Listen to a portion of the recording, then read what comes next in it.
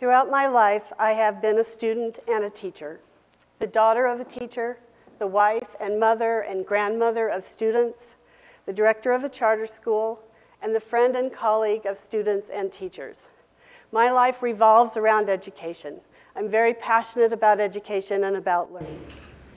As we know, many of us are passionate about education. Just over 11 years ago, our representatives in the federal government passed a law declaring that no child would be left behind. No child would be educationally left behind. A decade of school children later, we don't have the results of that law that we were hoping for, but the passion and the spirit behind it were remarkable, that every child should have a good education. Why are we so passionate about education?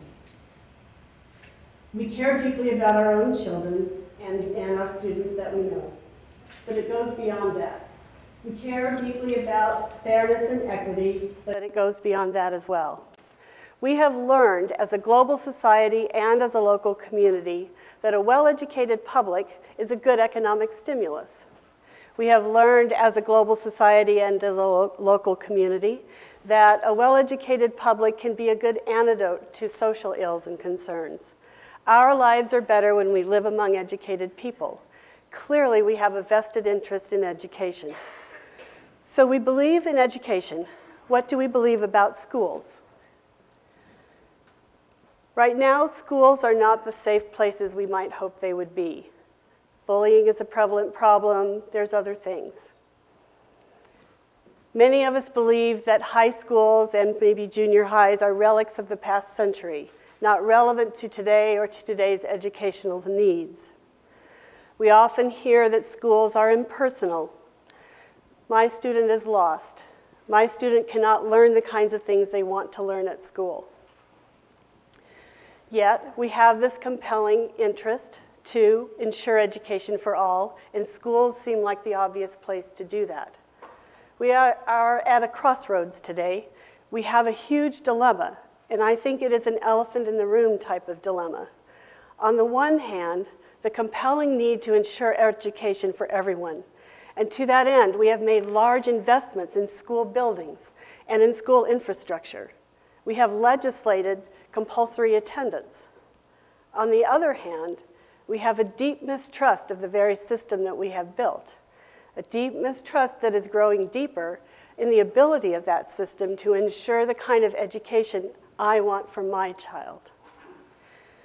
Today, I would like to suggest that if we want to have a thriving community, it is time to reconnect with our public schools. It is time to quit avoiding them or trying to work around them, and rather to work with them to establish them as the kinds of dynamic learning centers that we will need. I would also like to suggest that if we want to build a thriving community, our schools can be those places where that community begins to be built. How would we do that? We could start by seeing the buildings themselves as gathering places for young people in communities for them that are embedded within our larger community, but yet intentional, safe places for them to practice being citizens, to practice balancing their own self-interest against those of others. At City Academy, the charter school where I work, we have been trying to develop some of those types of civic structures. Our students have regular opportunities to debate and discuss issues.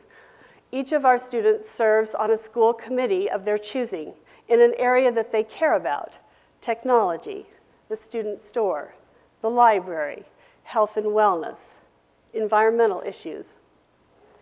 Each year, our building manager puts up a greenhouse. And he works with the students from our Green School Committee and the teachers to start vegetable plants in that greenhouse. Later, we have a plant sale and invite the larger community to our school to see what we have been learning and doing and to help promote local growing. Each week, our school meets with a town meeting. It gives us the opportunity to see ourselves and hear ourselves working as a community.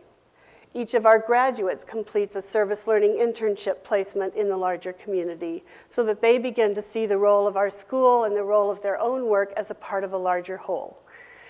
It has been a challenge to establish some of those civic structures, The challenge comes in providing enough voice and choice for students in their own education and opportunities to practice being citizens, and balancing that with our roles as professional educators and our responsibilities to ensure the well-rounded learning goals that we know they need.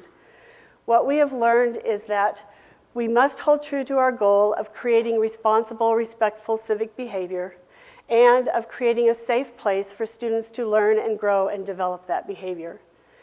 Students come to school to learn history and math and science and art and music and literature and engineering. They also come to school to learn about how to listen to each other, to discuss, to ask questions, and in that way to further their own understanding and knowledge. They come to school to collaborate and to create, to learn the synergy of problem solving together. They also learn how to disagree respectfully with each other, to be civil. Our challenge comes in seeing schools as those places where students come together and practice those things, and learning as inherently that type of civic activity. The next thing we would want to look closely at then is the learning itself. Of course, we are going to learn all the time. We have the internet now. We have online classes. We have educational TV. We have museums and libraries and camps and workshops. There are so many opportunities to learn, and they're available all the time, all around us. So what then would be the role of school-based learning? Again, it is a place where young people, young minds, young hearts come together to learn, and to learn how to learn with and from each other. So how would we make learning meaningful for the wide variety of kinds of students that will be coming to our community schools? To answer that question, we can start with another question. What do we know about learning itself? It turns out that after years and years of research, it's very simple. People learn best when they are curious. It seems to be a common theme today. The act of being curious prompts us to think about what we already know, to discover new things, to connect what we knew to what we are discovering, to wonder further, and thereby to learn something. A parent at our school, a parent of a 9th grade student, told us the other day with a smile on her face that she was very tired of listening to her daughter talk about urban land use planning in the car as they drove around. What had happened was her 9th grade geography teacher had started a unit on urban geography and had launched the idea of urban land use models. Out of curiosity, this woman's daughter, Amanda, and her class went outside with their teacher to look at urban land use. And they started to have new questions and wonder some more. Back in the classroom, they used the internet, and they saw their own communities and other cities in this country and around the world. Then, as Amanda was driving home with her mother, she started to see it outside the window of the car. Low density, high density, light industrial. And she started to talk about it. Her mother, of course, was not frustrated that Amanda was talking about this, but more intrigued that Amanda was even interested in this topic. What's important to note about Amanda's story is that she was not intrinsically interested in urban land use models as this unit began. Through being curious and seeing things around her, she found meaningful learning in that unit and learned some new things. What's also important about Amanda's story is that because she was able to ask her own questions and was introduced to some ideas and made curious about things, she was able to learn about a topic and find relevant meaning in something she would not have otherwise pursued on her own. So if our role at school is to engender curiosity and discovery, that's a beginning. We also need to worry about the actual learning outcomes themselves.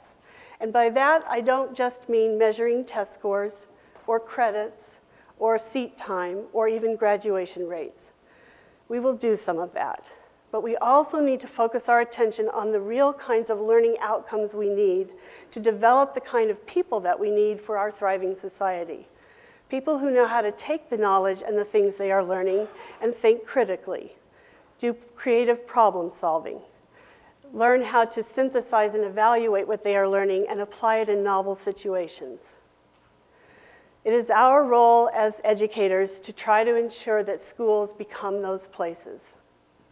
What would our roles be for those of us who are not directly connected with K-12 education anymore? We could start to model on the outside of schools what we hope students and teachers are doing on the inside. We could model being civil. We could model our own thirst for learning. We could ask questions, wonder out loud, especially around our young people. We could help pass legislation that prioritizes this kind of dynamic learning and the kind of civic centers that we want our schools to be. We could also talk more specifically to our students about what they are learning at school. This would not be the mere recitation of today we learned about urban land use models. This would be a discussion with questions. Questions like, so what is important about that? So what would happen if? I wonder why they did that. Where would you find something like that? Is that always true? We do not have to understand urban land use models or the Pythagorean theorem to ask those kinds of questions. We just merely need to ask. It helps engender the curiosity in our young people that will drive them back to school with new questions and ready for learning the next day. We could also see ourselves on the outside of schools as connecting directly with activities that go on in schools. For example, we just held back to school night at our school recently. Many schools across the valley did. We made sure that students had schedules, that the parents were familiar with the building. They all found their classrooms, they met their teachers, they knew where we were going to serve breakfast and lunch. Why couldn't families at home be doing back to school night with their own children? Community organizations, churches, youth groups be doing back to school night with their own youth. As students were sitting in these kinds of scenarios, we would help ensure that they are equipped and ready to go to school, that they know where their meals are going to be, that they know that how they will get to school on time, that they know will they will study, that they will know how to be safe. If our students came to school with these kinds of supports ready, they would be more able to do the kinds of dynamic learning that we would hope they would be doing at school. And as we create our schools as these type of dynamic learning and civic centers, it will extend to all of us. Those buildings exist in our neighborhoods right now. Elementary schools, junior highs, high schools, they could be open all the time. Sometimes for our youth, sometimes for adults, and sometimes for all of us to work together. Again, an opportunity to model for our young people how we want to build our thriving community and to join with them in doing that. As we pass by our schools and slow down in the school zone, maybe we could take those moments to think about schools in a new way and to think about the ways in which each of us in our roles and in collaboration with others could start to have an influence on the transformation of those schools into the kinds of learning and civic centers that will help build the thriving community we want and sustain it into the future. Thank you.